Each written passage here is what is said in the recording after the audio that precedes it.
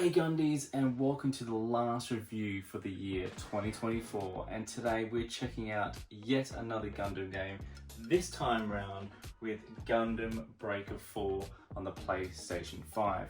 Now, will this be a return to the greatness that is Gundam Breaker, or will it be another broken mess? We're gonna have to go see. Let's jump in together and check out Gundam Breaker 4.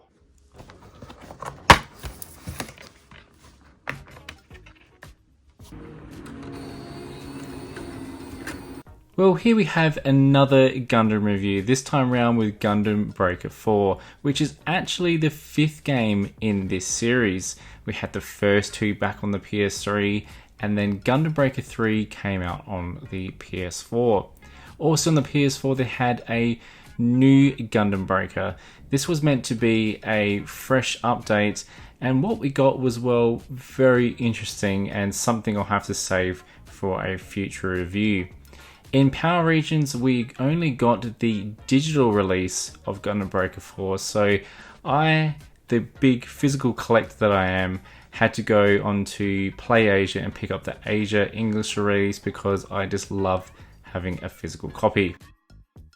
At the start of the game, we find ourselves located in a base where we have access to missions, online battles, shops, and our room where we can swap out parts, upgrade them to make our ultimate Gundam. Our adventure in the game begins with us being a rookie Gundam pilot trying to find our feet. Along with us, we have a few other rookie pilots named Teo and Lin. Together with them, we form a clan, and we sure do look like a group of cute newbies. Ultimately, as a clan, we want to become the greatest players of all time. Through this, we are selected to take part in the Gunpla Battle Blaze Beyond Borders GBA 4 beta. Quite a big sentence, I know, but ultimately, as a clan, we want to become the greatest players of all time.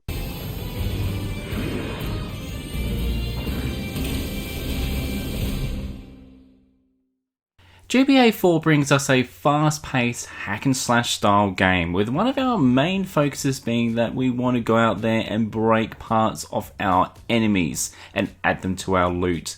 This putting the Breaker in Gundam Breaker 4.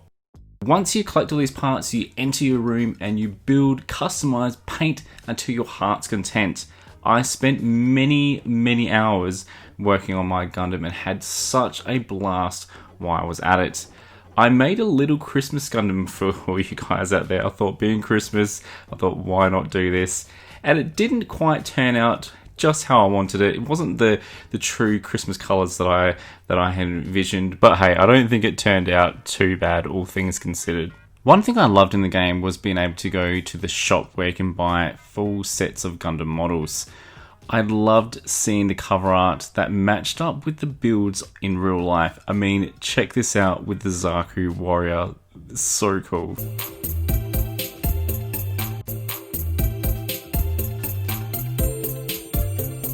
Game gives a number of player modes. We have story mode, quest mode, bounty mode, and survival. Story mode is divided up into chapters, each of the chapters having a set number of missions. Some missions involve taking out rival clan Gundams, some protecting areas, and at times finishing off a big boss battle. I must say, the boss battles of the game were a lot of fun. A few of the standout ones to me would be the Unleashed Gundam. When I think of a Gundam, this is the classic look that I love.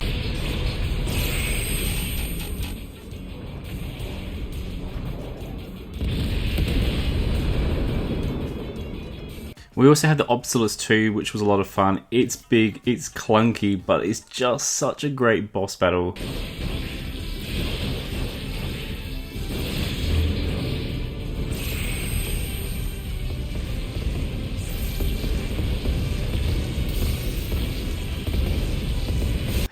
And then the main boss battle. At the end of the game, we have the Dark Gundam, and it must be said, during the final battle of the Dark Gundam, I unfortunately had a lot of issues with the game crashing on me, not once but multiple times, and it was a little bit disappointing as it actually caused me to put the game down for an entire day and walk away from it And this is not something you really want, especially at the end of the game where it's meant to be fun. That being said, once I did get around to beating the final boss, I kind of forgave the game for its little bit of technical issues. In each level, our goal is to collect parts from enemy Gundams, all the while aiming to finish with a high score of an S tier.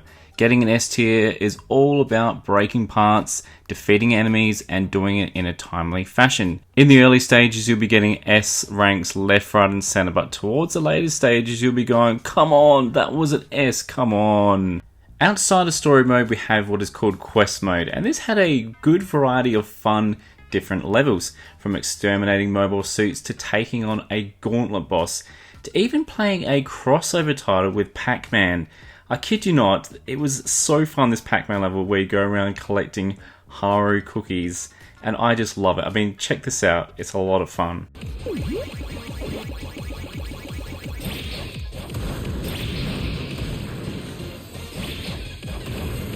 We then have Bounty Hunter mode, which allows you to take on other people's Gundams online. I had a lot of fun trying to take on their Gundams at higher levels than me for a real big challenge. And then finally we have Survival mode, where we get to try and beat as many enemies as possible to get a high score. Graphically, the game looks stunning and is easily one of the best looking Gundam games out to date. One thing that really impressed me was how great the backgrounds looked. I was actually distracted many times by just the beauty of the areas. One good example was just the beauty of the moon in one of the stages. When the game can do that, it really has something special going. I was also very impressed by the level of detail within each of the stages. One thing that was a slight letdown to me in the previous Gundam game, SD Gundam Battle Alliance, was the lack of detail in some of the worlds. It felt very empty in areas, and this, thankfully in GB4, has been fixed. One of my favourite level designs actually came towards the end of the game, called the Decisive Battle. Now, I just love the simplicity of this level, but it was so clever. It was like you were actually an actual Gundam and you've just been made and put out into the world. There was these Gundam boxes everywhere, Gundam kit boxes that is, and all the sheets where someone had cut the Gundams out, all those empty sheets were out there in the field, and I just thought that was super cool. Now, difficulty wise, the game does start off quite easy and you might be thinking, hey, this is a bit of a walk in the park. But trust me, as you get to the later stages of the game, it is going to be quite a challenge, especially against the boss battles, where you could be playing from anywhere between 5 to 30 minutes in my case. So just be aware of that, but it's not something that's going to be too hard for anyone who is a newcomer to the Gundam universe. Time-wise for Gundam Breaker 4, you're probably looking around the time of maybe 30 to 40 hours, depending on how much effort and time you want to put into sort of customizing your Gundams. I know I spent a lot of time working on trying to make my Christmas Gundam for that matter, but it is a really good game where if you're just looking for, just spend 10-15 minutes, you can go in and play a couple of quick games before you go to work or before you go to bed. It's that sort of game. So yeah, it really isn't too big of a game. When you compare it to other games out there, 30 to 40 hours is pretty decent. You can probably finish it within a couple of weeks or maybe a few big sittings. Now, when it comes to my final verdict, Gundam Breaker 4 gets a big Gundam Rush tick of approval with an 8 out of 10. It really deserves that. It has a good story, it has some really good game elements, the graphics are the best I have seen in a Gundam game, and with all that coming together, I know we did have a few technical issues, but hopefully Bandai will iron those out in the future. So if you haven't played it, hopefully you won't have those sort of experiences I had where it dropped out a number of times during the main boss battle at the very end. That's probably the one time you don't want it to happen.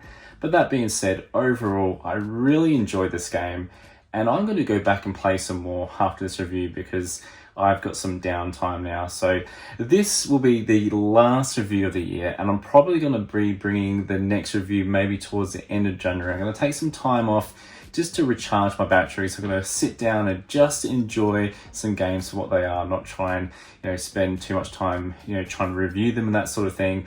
But I just want to say a big thank you to each and every one of you who watches this channel, who has supported me this year.